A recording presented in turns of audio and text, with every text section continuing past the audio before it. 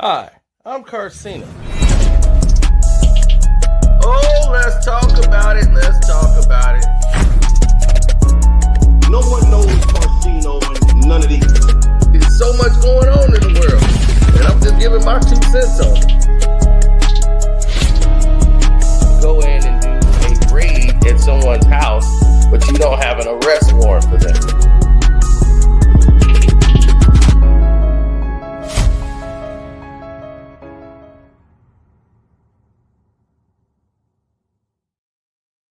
Chris Brown, A History of Violence. I saw this on like Max or something. I'm like, what? I didn't even click on this. But these docuseries have gotten insane. I mean, they really have. They've gone the whole Green Mile, when they come to tearing down black men and throwing them in there and putting them under the bus. Why is it always black entertainers? Do you know how many of these rock acts used to do stuff? Rockers used to do drugs, and they get praise. All these rock dudes be on the biggest drugs in the world. They have attacked women. They've done some of the most foul things in the world, and they're praised to this day. Unbelievable, right? Knowing all the stuff these rockers used to do, they praised it like it was something cool. He's a rock star. Yeah, rock stars. That's what they do. And Chris Brown and Rihanna, they were dating. They were young. He was like 20, maybe 21, or she was 21. He was 19 at the time, and he got into a physical altercation with her. And we all know how that went. And from 2009 on, his whole life has been marred with all of this.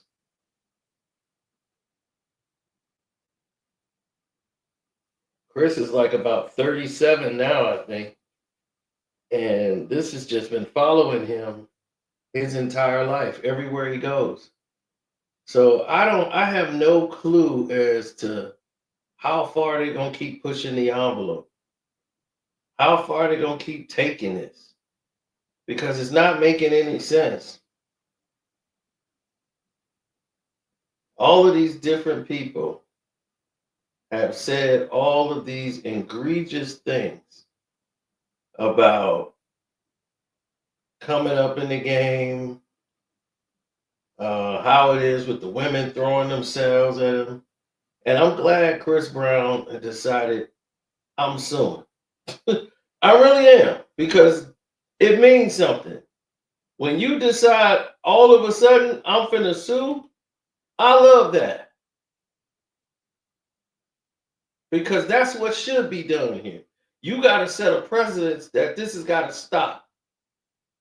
Chris Brown filed a $500 million lawsuit against Warner Brothers, claiming defamation and emotional distress over that Chris Brown A History of Violence.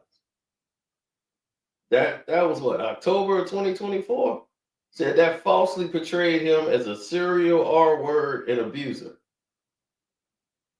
So January 21st, 2025, in Los Angeles County's Superior Court, he alleged that in that docuseries that falsely accused him of those crimes of assault. He claimed that the series highlighted all these unproven allegations from all these women, including this person they called Jane Doe, who they had in the dark, who claimed that he R-worded her back in 2020. And his legal team denied those allegations and asserted that that woman has been discredited and the legal proceedings. Not only was the suit dismissed, 2022 lawsuit, they also highlight a 2021 restraining order against her for alleged violence. Now, the lawsuit argues that the documentary that they did damaged his reputation on his past accusations while ignoring the progression and personal growth he went through in 2009 since changing after the Rihanna incident. His attorneys accused Warner Brothers and the producers of misleading the public for profit rather than reporting the truth. So now that 500 million in damages, he's planning to donate a part of that money to the SA victims, and he's also demanding a jury trial for the defamation, for emotional distress, and unauthorized use of his name and likeness, claiming that the documentary has also harmed his career and business opportunities. So that's a big step because everybody know Chris and they seen him being railroaded by looks appears to be Rock Nation, Jay-Z and Disney. All these people have kept him in the dark.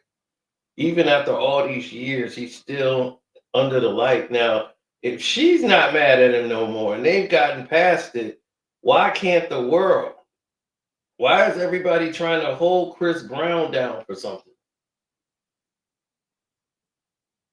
Right? And Diddy's been doing stuff for years, right? But it's always black entertainers now that they going after. Now they want Jay-Z. Jay-Z ain't made a song in about, he don't even have to rap no more. So why are you going after Jay-Z? You see what I'm saying? They're picking and choosing what they want to do and how they want to proceed doing it. They're all about tear down, but they never build up black entertainers. And we help do it. When we see it's bad and we see like, hey, now they doing too much, we don't fight for our people. We don't do it at all. We get in line and we go right on ahead, full speed ahead. Now listen to these women try to break it down. Come as a shock to me. We've all seen these allegations in the news, but Chris Brown still has a huge fan base and his career is still ongoing. Other celebrities, also rally support for him. Why do you think that is, given his history of violence toward women and even men? That's Olivia, that's a really good question. And I don't have a solid answer for that. I can only guess that because he exploded on the scene so young and he just, had this great star quality about him. He was so talented. Many people refer to him as almost like another Michael Jackson in terms of his level of talent. So I think there's a lot of folks who feel that if they could rally around him and give him the support he needs, that maybe he can overcome these issues and not continually be violent in the way he reacts to people. There has been some discussion about childhood trauma, that was sort of the genesis of.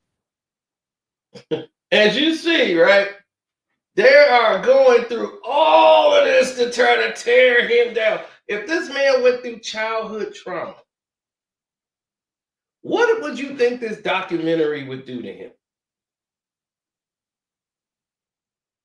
So they are already going along as if this documentary is facts. See, that's what people don't realize that they need to understand is that documentaries are not facts.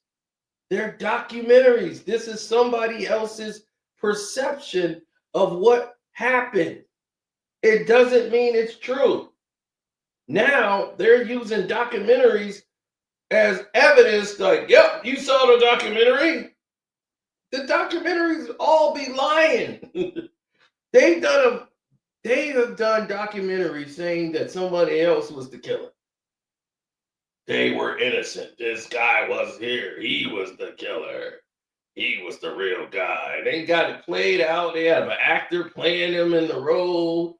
And come to find out that person wasn't the killer. He had nothing to do with it. They did the John Benet Ramsey movie when they don't know what happened or anything, and none of them got it right. They allude, you can get anybody, I can do a documentary on anybody and make them look like they didn't took out 16 people. I can interview this person, that person. Yeah, he's got an extreme evil nature about it. Play the music. I mean, dude, you could do anything with a documentary. It doesn't make it true. We used to know this already at face value. When did we start becoming dumb? That's what I want to know. When did we start becoming dumb to common sense? That's common sense. I shouldn't even have to tell you that. That's something you should already know. It's like, well, you can't take a documentary at face value. You take the evidence and the trial and everything at face value. But when it's a black entertainer, they get accused on page 1. They get acquitted on page 35. That's just the nature of it. Nobody hears when it's wrong or they made a mistake. But when they say you're guilty, boy, you on the front page. Of his violent outburst now that we're seeing as an adult, and clearly it hadn't been addressed. But I think at some point you have to realize that this situation is not getting better.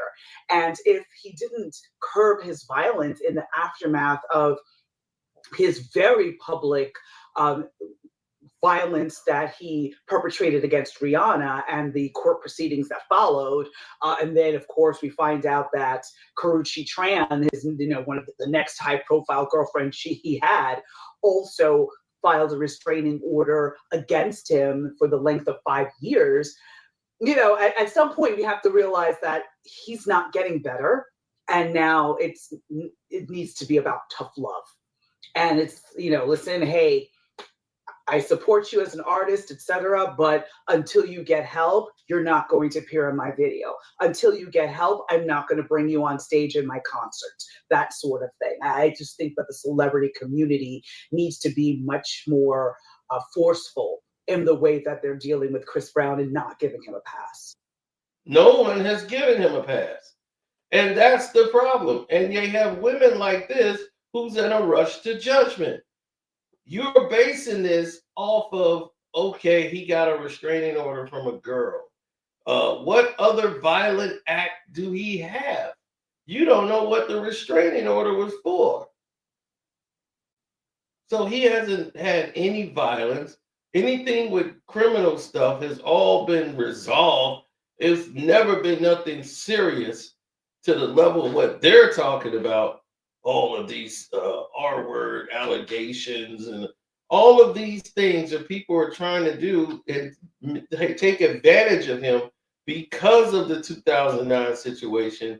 And if he went through childhood trauma, why isn't anyone taking that into consideration and start going after these people who are making these crazy allegations?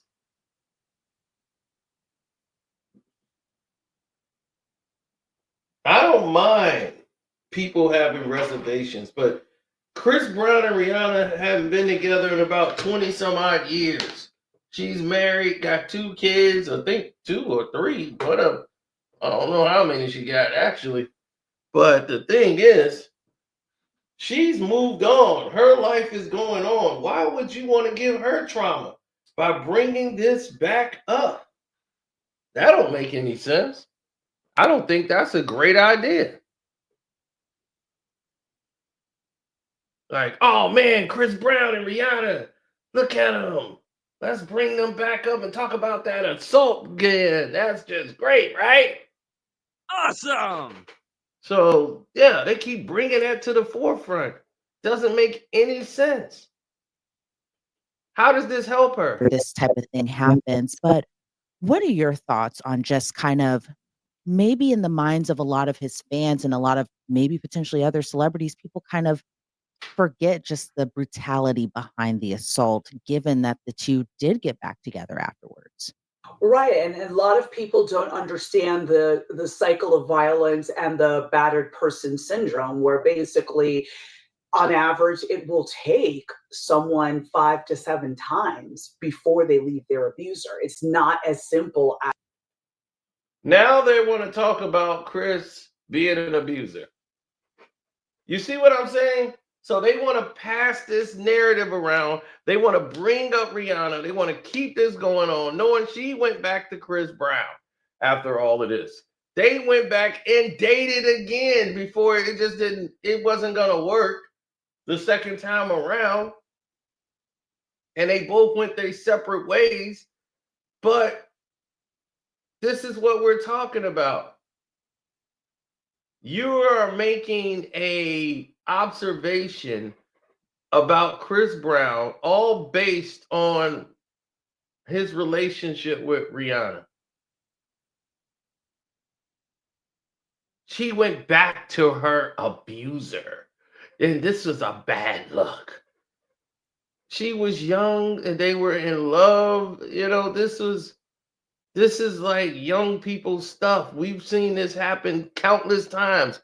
There have been plenty of white celebrities who have done this. Entertainers, actors, that's never brought up again. They never bring that stuff back up. They never mention they past, nothing. Charlie Sheen shot his girlfriend in the hotel and made up a whole lie about, oh, I dropped the gun and it went off. I forgot it was in my pants and it went off, shot her in the leg. I'm like, damn, that's a lie. That sounds stupid. And they cleaned it up and they made it work where he wouldn't go to jail. And he was clearly on drugs. That also swept under the rug. And again, they feel no need to bring that up. Charlie Sheen right now is a rock star. He allegedly gave women HIV,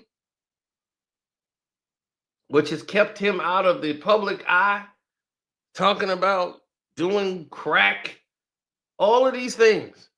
But it's all right, long as it's all white.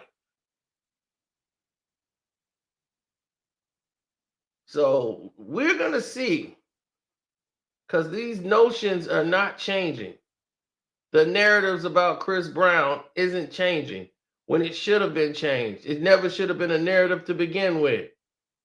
Let people live their lives. If they make a mistake, then they make a mistake. But you don't judge them every single step of everything they do. They have to be absolutely perfect in their life from here on out because they did something when they was a child. Point that a partner kills their other partner. But in this case, thankfully, Rihanna did survive this incident. But when it comes to this discussion surrounding their relationship, I think a lot of people like to downplay it by saying they were in a toxic relationship or he was so young when this had happened. What are your thoughts on those arguments, given that they were 19 and 20 years old when this had happened? But at the same time, would we be giving this excuse if it wasn't someone who is a Chris Brown? we absolutely would not be giving that excuse. The reality is, if this was our next door neighbor, if this was somebody at work, we'd be like, oh my gosh, what can we do ideally? What can we do to get the survivor support?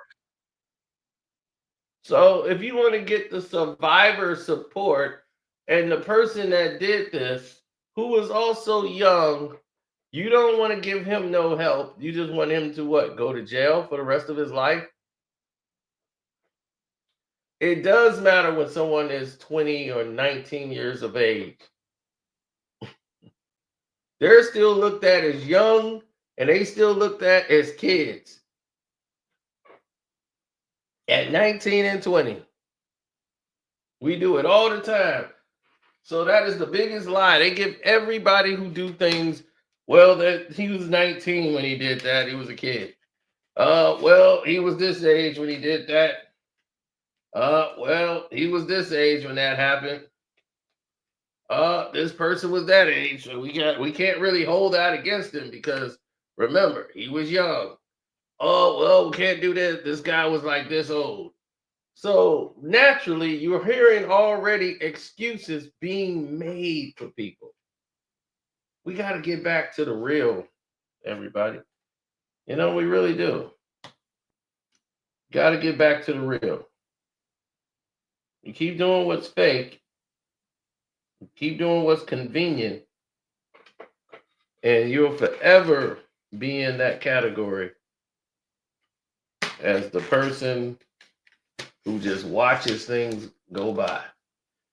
And you read it at face value, you got to know that there's more under the umbrella. Every time. Every time. So I'm not going to hold you on this. I hope Chris Brown get them for every goddamn cent. And hopefully this will be the end of all this documentary crap they keep coming up with. Oh, they made a docuseries. Oh man, how many times they gonna do the Menendez brothers? Come on. Netflix got it like an action movie, slow-mo.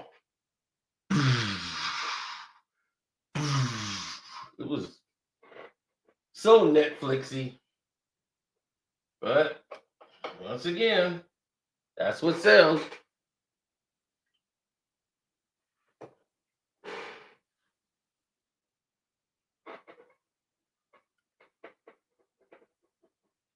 Yeah. So anyway, I'm out. Love, peace, and hair grease.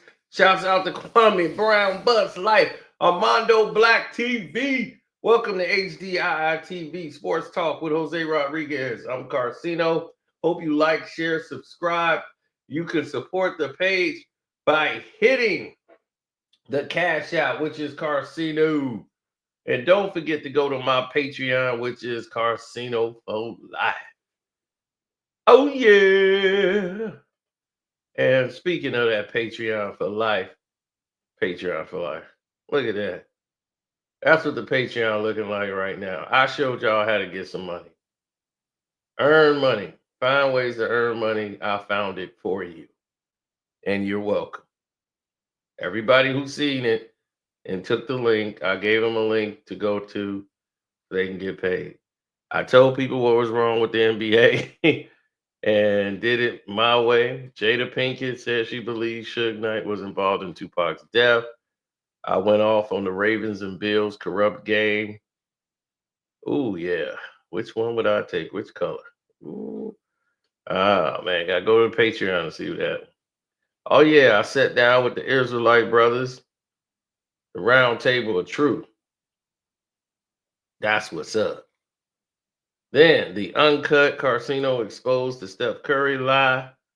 Then Jay-Z was upset at J. Cole's moves. This is only on Patreon. So, once again, knock yourself out. And just like that, I'm gone.